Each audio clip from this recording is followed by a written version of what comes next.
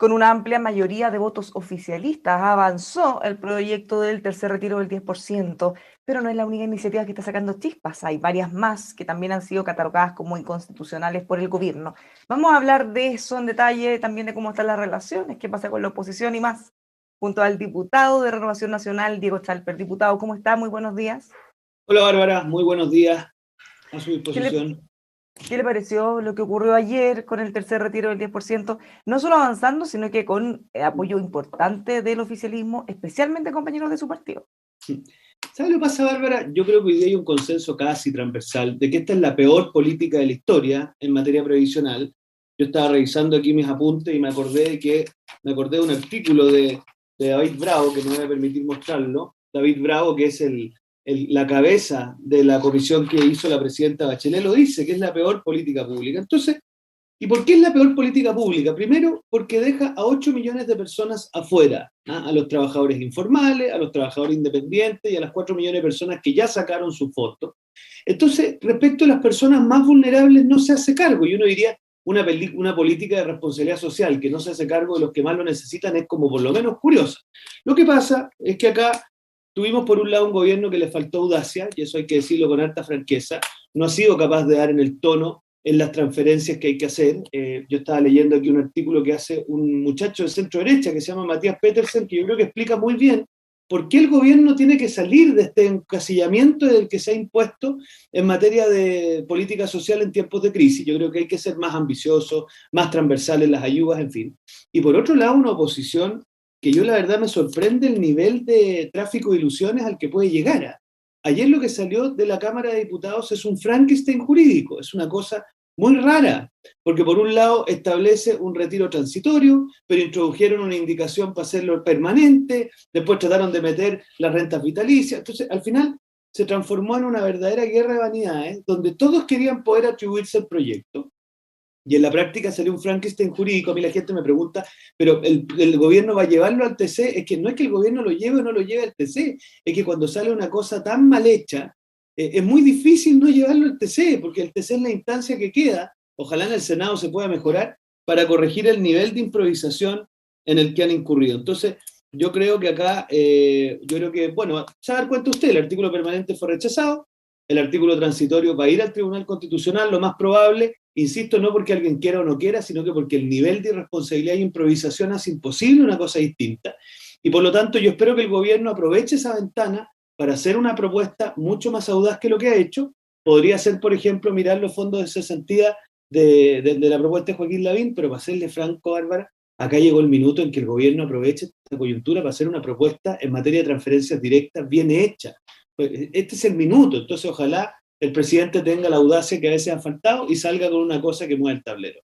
Bueno, tenemos varias cosas que comentar de lo que nos dice. Por un lado, de este proyecto que usted califica como Frankenstein jurídico, el gobierno ya anunció que va a ir al Tribunal Constitucional, lo viene diciendo hace rato, pero hay una arremetida del candidato presidencial de su propio partido que le suplica prácticamente al gobierno que no lo haga, al igual que otras personas también del oficialismo. ¿Qué debería entonces hacer el gobierno? Porque las presiones son muchas por todos lados, ya no solo desde la oposición. Mire, es que, a ver, hasta ayer era posible tener esta discusión, pero el nivel de irresponsabilidad, yo no lo quiero latear con cosas jurídicas, porque posiblemente son muy complejas de entender, pero acá en la mañana se hizo un artículo permanente, ¿ah? Se rechaza.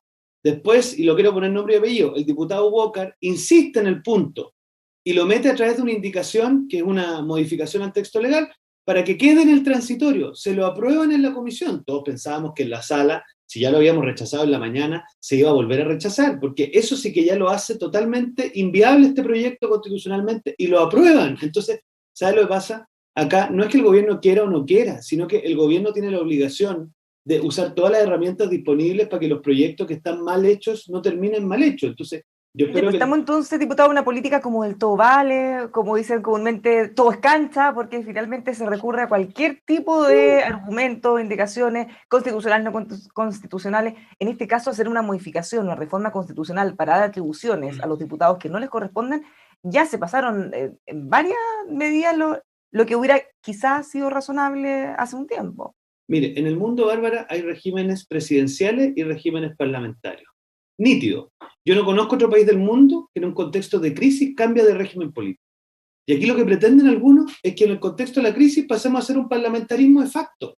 Ahora, yo lo agradezco porque se están sacando por fin las máscaras y están por fin reconociendo que aquí de lo que se trata es de siempre pararse en la vereda de la crítica, siempre considerarlo todo insuficiente porque el objetivo final es a llegar a una especie como de alternancia en el poder, pero de facto, ¿se fija? O sea, Ya, entonces pero eso bien, usted dice que ellos siempre encuentran todo insuficiente, pero usted mismo al principio dice que claramente ha sido insuficiente y le pide al gobierno que amplíe los programas de ayuda, o sea, le está dando el punto. Quizá en la esta forma de materia, reaccionar es distinta. sí, lo que pasa es que en esta materia en particular, yo creo que esto puede ser insuficiente, pero más que insuficiente, permítame decirle que acá no hemos sido capaces de, por un lado, mirar los 8 millones de personas que quedan fuera, y respecto de ellos hay que ver qué ayudas vamos a llegar, y respecto de aquellos que podrían estar necesitando recurrir a sus fondos de pensiones o sus ahorros para la vejez, hay que ver por qué están teniendo que recurrir. Yo lo que he percibido, que no pretendo que sea demostrativo, pero sí, son personas que están cesantes hace varios meses, que ya consumieron su fondo de cesantía y por lo tanto requieren para pagar deudas, para matrículas de colegio,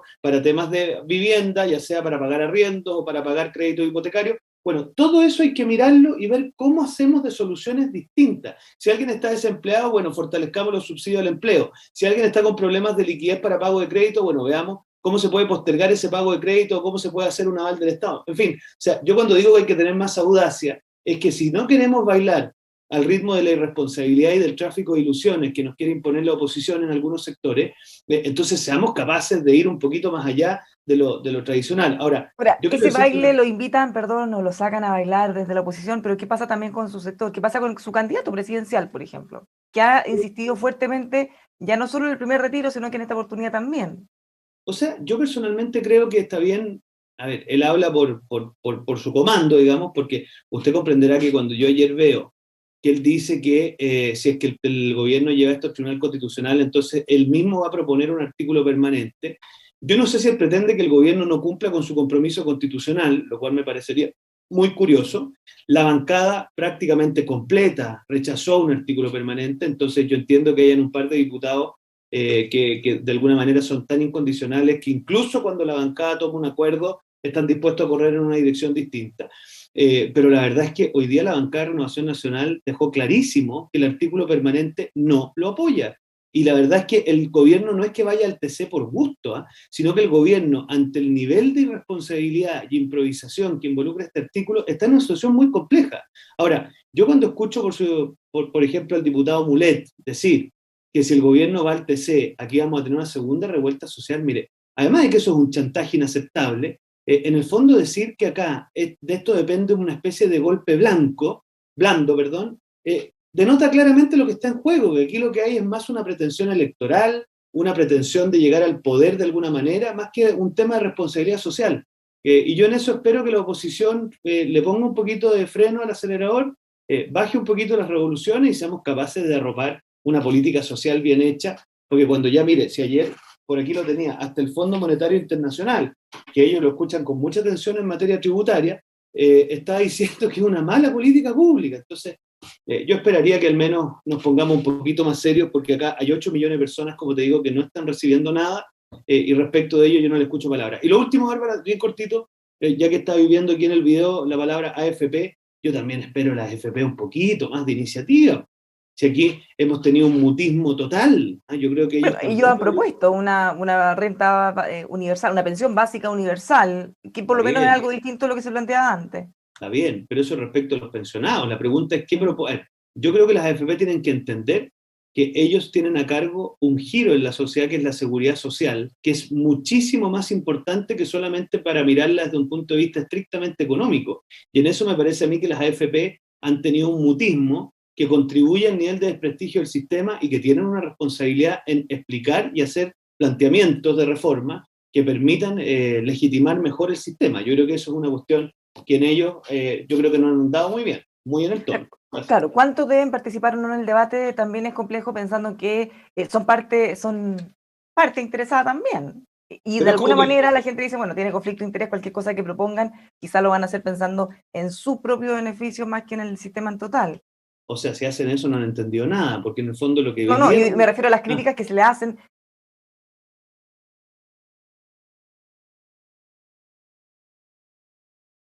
participan de la discusión pública y sus opiniones obviamente requieren ser evaluadas en su mérito. Yo hasta aquí el problema es que los veo más mudos que propositivos y yo creo que la ciudadanía lo que espera, no solo de las AFP, sino que en general de todo el mundo de la empresa, es que tenga una actitud más proactiva en cómo somos capaces de sobrellevar entre todos esta crisis. Pero mira, El gobierno, perdón, el gobierno había estado evaluando la propuesta que había presentado el alcalde Joaquín Lavín, que después incluso se había sumado el candidato Desbordes, para hacer un retiro no de los fondos de pensiones, sino que el seguro de cesantía. Se está evaluando, pero como una cosa distinta o en vez del tercer retiro del 10%. Ahora que ya pareciera que eso es un hecho, ¿se deja de lado? ¿Cómo ve usted? ¿Deberían retomarlo? Y si corremos el riesgo de que terminemos con los dos.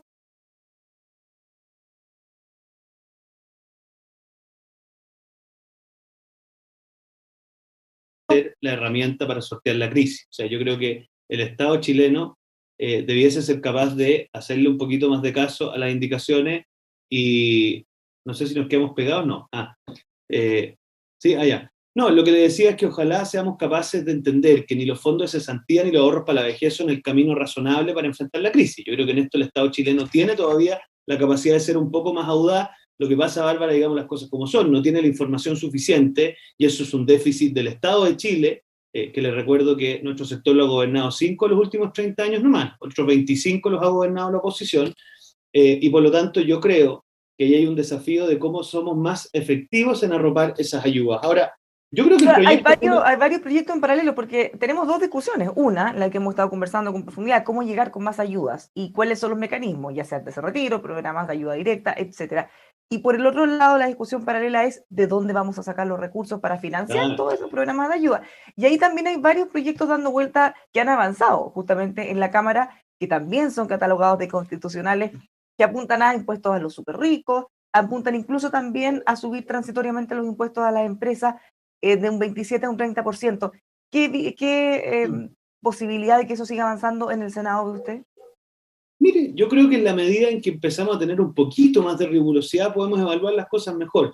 Mire, respecto al famoso impuesto patrimonial, que es lo que le llaman al impuesto de los súper ricos, de partida es un impuesto que recauda muy poco, recauda el 0,16% del PIB. Eso es muy, muy poco. Incluso las exenciones tributarias que hoy día veo que plantea Ignacio Briones recaudan más. Si usted piensa, por ejemplo, yo partiría con hacernos cargo de la evasión tributaria, que de acuerdo a algunos expertos podría llegar incluso a 21.000 millones, o sea, en el fondo 6 veces más o 4 veces más, si usted quiere, de lo que recauda el impuesto patrimonial. Entonces, a mí lo que me tiene preocupado, para serle franco, es que no podemos seguir en este juego de irresponsabilidad, de tráfico de ilusiones, donde cada uno se permite decir lo que quiere sin evidencia, donde en el fondo, ante cualquier tipo de interpelación, lo que usted recibe de vuelta es un insulto. Yo esperaría que ojalá en esto seamos más serios, porque al final los que pagan la cuenta cuando se hacen tráfico de ilusiones, cuando se hacen castillos de naipes que no tienen fundamento, son los más pobres. Y acá lo que necesitamos, me parece a mí, es una política tributaria bien hecha, y en eso tenemos que tener más audacia desde la... Mire, uno de los problemas que estamos teniendo, y aquí permítame ser bien franco, es que la coalición de gobierno no se le conoce propuesta en nada. Mire, si la coalición de gobierno ya ni se junta. Yo al presidente de mi partido le tengo mucho aprecio, pero me gustaría una actitud más vehemente en cuáles son las propuestas desde nuestro sector. ¿Cómo hacer posible que siempre tengamos que jugar en el estadio que nos plantea la oposición, que es un estadio, digámoslo con total franqueza, que no es un estadio de mucha evidencia ni de mucha rigurosidad? Entonces, o somos más proactivos, o en definitiva no estamos entendiendo que acá lo que está en juego en Chile es si nos vamos a conducir al ritmo del caudillismo que nos pretenden imponer algunos en el Congreso o al ritmo de la política responsable, de la política de futuro. Entonces, si no tenemos la empatía, la audacia y el protagonismo para llevar la discusión en esos términos, entonces no nos sorprendamos que aparezcan más políticos con bandas de colores, ¿no es cierto?, con una manera de enfrentar la política muy irresponsable. Y yo creo que en eso... ¿Cuántos de eso? Porque, claro, podemos decir que hay mucho populismo, son las palabras que se están moviendo o manejando muy bien en los últimos días, pero ¿cuánto también de eso puede ser culpa del gobierno? Porque en el caso del tercer retiro, culpa al gobierno que llegó tarde. En el caso de todas las discusiones del impuesto a los súper ricos, de alza de impuestos a las empresas, este tema de las exenciones se viene conversando hace mucho tiempo. Cuando se hizo la última reforma tributaria, quedó pendiente, fue un compromiso del gobierno convocar una comisión para un par de meses después para poder discutirlo, y eso siempre va quedando de lado. Entonces, si no se avanza con lo que ya incluso hay acuerdo transversal desde todos los expertos de todos los sectores, bueno, entonces, ¿cómo de alguna manera no esperar que ocurra lo otro? Mire, yo creo que hay que reconocer que aquí tenemos una oposición irresponsable, porque a ver, las constituciones lo que buscan es generar marcos de conversación donde se busquen diálogos. ¿Ah? La oposición o un sector de ella abandonó ese camino y dijo voy a presentar reformas constitucionales irresponsables e inconstitucionales para torear al gobierno. Eso es en definitiva en lo que están. Entonces, si nosotros no entendemos que ese es el escenario y en definitiva, por una parte, tenemos más iniciativa, salimos a contestar mejor la idea de turno que se les ocurre y en tercer lugar, no somos capaces de generar políticas más audaces, entonces evidentemente la opinión pública lo único que percibe es que la oposición tiene iniciativa y el gobierno aparece reaccionando. Entonces, en materia tributaria, las exenciones, terminar con la evasión, generar quizá una política específica en materia de mejor recaudación tributaria. ¿Por qué no decimos que el famoso impuesto patrimonial, mire, a principios de los 90, Bárbara, el impuesto al patrimonial o el impuesto a los superricos lo tenían 12 países en el mundo? ¿Sabe usted cuánto quedan? 4. ¿Y sabe usted por qué han ido bajando? Porque son de mala recaudación, son tremendamente costosos para el Estado y en tercer lugar suelen generar que en definitiva lo que finalmente llega al bolsillo de los beneficiarios es tremendamente poco. ¿Por qué, por ejemplo, no leemos? Mira, aquí estaba leyendo yo un informe del Observatorio Fiscal, que es bien interesante porque no es una institución de nuestro sector, y dice que es mucho más rentable el generar un fondo soberano con fondos de inversión para que lleguen transferencias directas a las personas y no pasemos por todo el aparato burocrático. Si mire, ¿por qué la izquierda siempre promueve impuestos?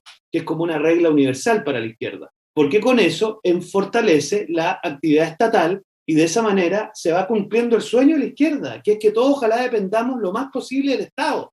Entonces, ¿cómo no vamos a ser capaces de salir con algo un poquito más innovador y mirar otras experiencias en el mundo? Eso es lo que a mí me angustia, que veo mucha perplejidad. Diputado, ¿cómo está el ambiente en el Congreso? Lo hemos visto, y no solo usted en realidad tener algunos conflictos, tal como decía, por ejemplo, con la diputada candidata presidencial Pamela Giles. Ha tenido desencuentro con usted, con otros más también. ¿Cómo está el ambiente dentro del Congreso? Malo, pues malo está. Malo porque, por una parte, como le digo, tenemos una oposición que abandonó el camino de la responsabilidad, está totalmente entregado a la alternancia en el poder por de facto. Si a usted le queda alguna duda, cuando el artículo permanente es establecer un parlamentarismo en tiempos de crisis, yo eso no lo había conocido. ¿Eh? Entonces yo creo que tenemos una oposición donde lamentablemente está predominando la lógica de la irresponsabilidad, la lógica del tráfico de ilusiones, y creo que en eso tenemos que tener conciencia. Y en mi sector político, yo creo que no estamos siendo capaces de sobreponernos a aquello que sea electoralmente rentable a corto plazo, porque están más preocupados de la próxima elección que de la próxima generación de chilenos y chilenas, que son los que van a tener que pagar la cuenta. Entonces, Bueno, yo creo que en usted eso... justamente fue uno de los pocos que rechazó el tercer retiro, y eso Eh, tiene un costo político asociado bien fuerte, lo vi al menos en las redes sociales, entre ¿Sabe qué? otros. Me ha sorprendido. Mire, yo quiero decirle algo a mis colegas. Me ha sorprendido, porque efectivamente yo partía de esa base, pero primero hay 8 millones de personas que no reciben el aporte del retiro de las AFP. 8 millones de personas. Y de las personas que lo reciben, muchas de ellas en el fondo lo hacen con mucho pesar, porque no es que quieran recurrir a su fondo, sino que la desesperación los hace pensar en esa alternativa. Entonces, si nosotros somos capaces de instalar arriba de la mesa que aquí el gobierno está haciendo poco audaz, que la oposición está siendo irresponsable, que las AFP parece que se les acabó la voz, podemos instalar un escenario en donde, mire, el 4 de marzo, Bárbara, Matías Walker decía que el tercer retiro no iba a ver la luz. El 4 de marzo. Y se cambió de caballo, ¿por qué? Porque posiblemente se murió de susto con el CADEM, con la CADEM. Pero acá lo que puede ocurrir es artículo permanente rechazado en la sala, artículo transitorio rechazado en el TC. Y en ese vacío, aquellos que tuvimos el coraje para decir, mire, esto es un camino irresponsable, de repente va a ser una posibilidad para decir, ¿sabe qué? Esto se los dijimos. Y ahora llegó el momento en que el gobierno y también la oposición demos una respuesta seria. Entonces, yo al menos me mantengo muy expectante y me ha llamado positivamente la atención como muchas personas, mucha gente ha salido diciendo, ¿sabe qué? Por lo menos valoramos que haya alguien que invite a una cosa más responsable y con más sentido futuro. Porque no, si no, mire, nos va a pasar una cosa muy compleja, que vamos a ir cada vez más consumiendo el país en esta lógica de la vorágine electoral y los que pagan la cuenta son los más pobres. Si eso es lo más grave, los que pagan la cuenta son los más pobres. Diputado, finalmente, y a propósito de lo que estábamos comentando, estos incidentes entre los mismos parlamentarios, usted, sus idas y venidas con la diputada Pamela Giles, lo acusan también de una cierta inconsecuencia, porque así como usted acusaba maltrato recibido por la diputada, después con sus afirmaciones, comparaciones con un personaje de los Picapiedras, a la diputada Carmen Hertz, ¿no cae en algo parecido? No, yo me equivoqué, yo en eso quiero ser bien claro. Pero es muy distinto cuando usted en el contexto de un debate de una comisión, para argumentar un punto, usa una analogía que termina siendo impropia, y en eso le pido disculpas, no tengo ningún problema hacerlo, pero es muy distinto cuando usted monta un punto de prensa para insultar a otro. O sea, yo creo que acá yo entiendo que el Partido Comunista ha intentado equiparar las situaciones para de alguna manera generar una suerte de lógica de empate, pero yo en el contexto de una argumentación de una censura a una presidenta que lo mantengo, creo que no ha tenido la capacidad de generar las condiciones para que todos demos nuestra opinión. Digo que parte del problema es que en realidad muchas veces hay unos que operan por intermedio de la presidenta para generar un contexto específico. Uso una analogía impropia y de hecho no tengo problema en pedir disculpas tanto a todos los que se hayan sentido ofendidos, pero yo creo que son situaciones absolutamente incomparables, porque de partida yo creo que una cosa es montar un punto de prensa donde en reiteradas ocasiones se usa un insulto sexista contra una persona, y otra cosa es en el contexto de una discusión de un punto en una comisión usar una analogía impropia. Pero mire, yo creo que en estas cosas uno nunca termina de aprender, creo que hay que ser mucho más riguroso, especialmente en el contexto que estamos, y creo que yo asumo que en eso nos podemos haber equivocado, pero ojo, no nos perdamos ni un minuto. Aquí hay una diputada que primero incurrió en un conflicto de interés y un abuso de poder gravísimo. Ayer otra persona planteó una tesis inédita, que es que el nepotismo tiene que ver con algunas actividades privadas de orden personal. No, no tiene nada que ver con eso, tiene que ver con los vínculos maritales que uno pueda tener. Entonces, no tratemos de desviar la atención por allá.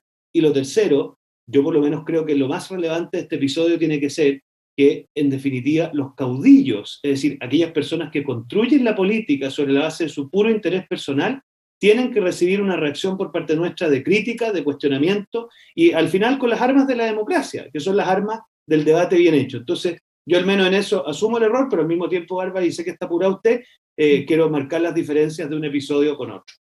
Muchas gracias, diputado, por haber conversado con nosotros. Que tenga un muy buen fin de semana. Usted también, que le vaya muy bien. Lo dejamos invitados a seguir informándose con nosotros aquí en emol.com.